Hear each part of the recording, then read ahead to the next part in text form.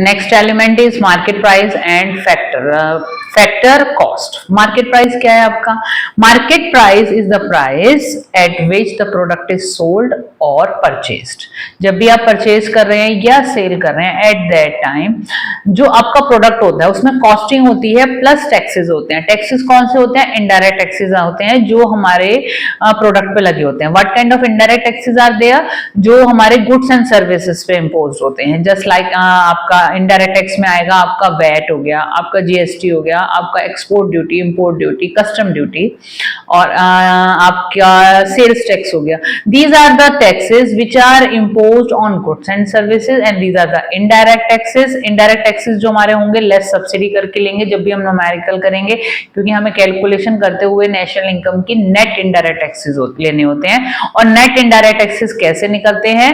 Total indirect taxes less subsidy. कभी कभी indirect tax की वैल्यू गिवन होती है, कभी कभी आपको अलग अलग टैक्सेस गिवन होते हैं और उन्हें आपको टोटल करना पड़ता है, फिर आपको उसमें से सब्सिडी डिडक्ट करनी पड़ती है। तो मार्केट प्राइस में all kind of taxes will be included. अगर आप देखेंगे कोई प्रोडक्ट आप लेने जाते हैं तो इंक्लूसिव ऑफ ऑल टैक्सेस वहां मेंशन होता है। Second is the factor cost. Factor cost refers to all the factor payment made by the firm to the factor of production for rendering productive services।